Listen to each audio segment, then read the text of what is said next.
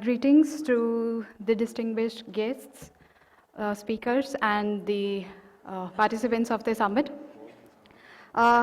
Taking forward the discussion, but in a slightly different direction, it is important to recognize the fact that in order to truly transform the cities and the society as a whole into the smarter version of what it is at present, or the smart ones, the stakeholders need to transform, change the way they function.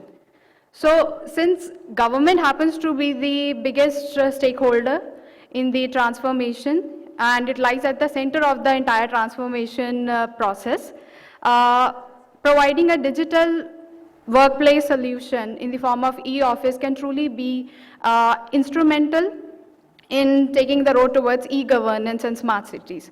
So recognizing the same, the government of Punjab has recently launched a formal implementation drive of e-offices in the all the DC offices of the entire states, as well as the secretariat office buildings, right, with effect from 1st of November 2019. And by the time we kickstart the new year, all the rest of the government machinery will be on board for e-office and for the e-governance drive.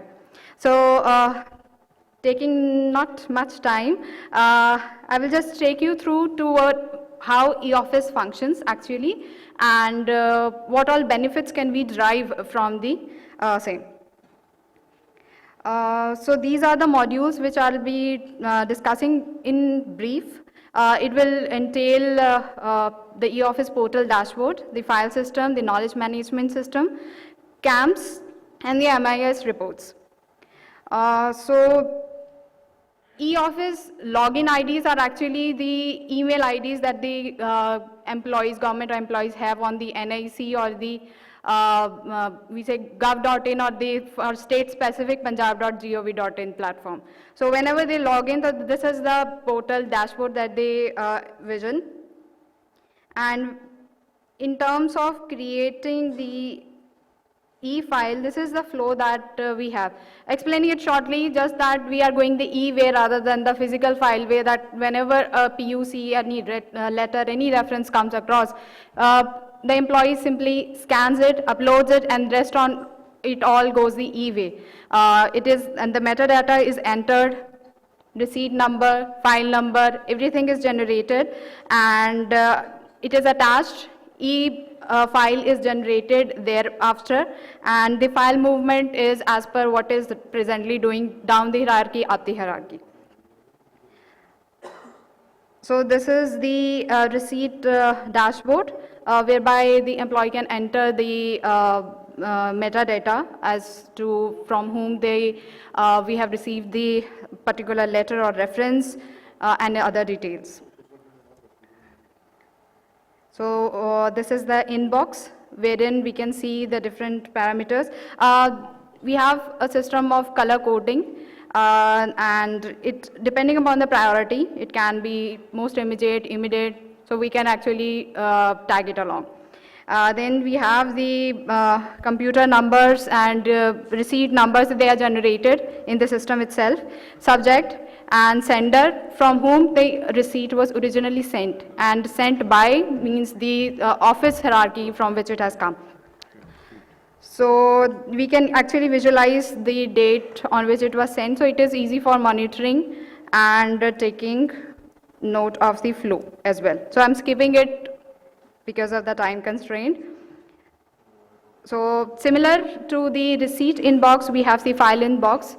And as you can see that we have the computer numbers, the file numbers, they are subject in short, and which is sent by any employee down or up the hierarchy, send date, and you can tag along when it is due, if it is very urgent, and if it has any sort of attachments, you can see that attachment icon with it. This is actually how the files look. In government machinery itself, the paperwork that we have the green files. So similar is the nature here as well. as we do it on the physical file. Similar is that, just that we are doing on the e-way. It can be customized at the NIC team, which is Government of India's it was, and as per the specifications of the state as well, the NIC team for Punjab has done this way that we can use it in the Punjabi language as well, which is mandated by the government. This is the draft that we attaches, and again then all the details regarding to whom it is to be sent to, the metadata is entered again by the employee. So while sending, we can just put in the initials of the employee, and we can actually tag along any important, if the file is actually important, we can actually highlight that as well and simply send it. These are the functionality and the features of dealing the files in the e-form, that you can scan, you can diarize, there is a flexible marking options, digitally signed, and that from your email directly you can diarize as well, multiple copies and all. So knowledge management system is actually your notice board that important documents, it can be uploaded and you can see it right across. This is the CAMS module. It is a sort of a tab that you have, and it is a quick link for all the e-file, your KMS, your NIC emails, e-connect, gallery and calendars for fixing any of your, putting in your meeting dates, appointment dates, anything that you can want to schedule it on. So here it is shown that how just right from your email, you can directly move it to a file. So this is the appointments that you can actually mark it on your calendar. So MIS reports, I believe, are actually the most important feature of this, because in government machinery many of times we don't know where the file is, how long it has been pending, where it is pending. So the MIS reports actually enable the department to actually look on it.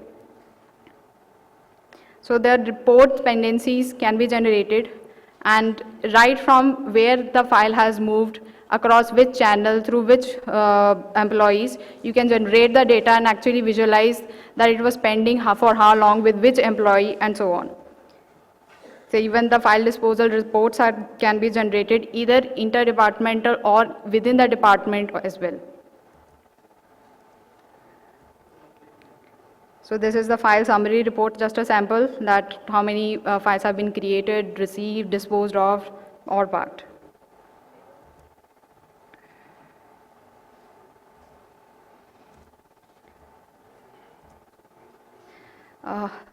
So based on the experience, so these are the requirements that have been enlisted. Of course, the hardware in the form of LAN, internet connectivity, your computer systems are almost there. So we need the nodal officers or the administrators, and the training is required. Then your email addresses and NIC on the NIC domain, as I mentioned in the initial slide as well. Then in order this, there is some issue.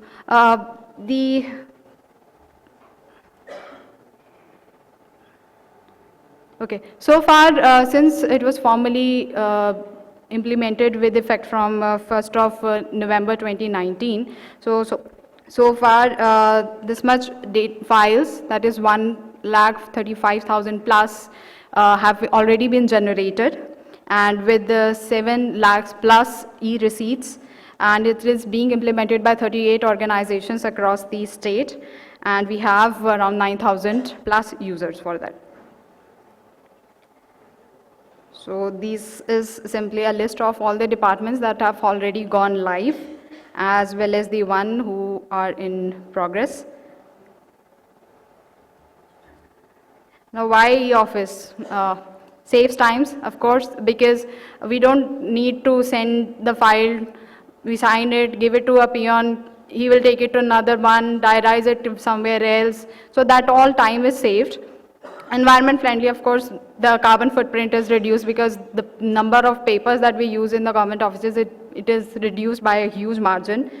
We have the corporate culture of work from home facilities. So I think that it is a big win-win for the government employees, at least, that they can have this facility from work from home as well.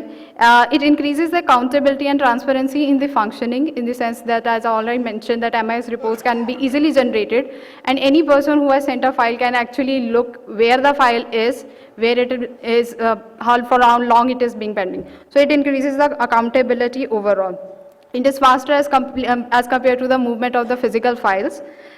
It is tool against mishandling of government files, because many a times we send a receipt and say after 1 week it is lost. No one knows where the receipt was, or there is a file, pages are missing from it, or the file altogether is missing. This is something which has become some sort of a common activity in the government offices. So at least via e-office all this can be manned.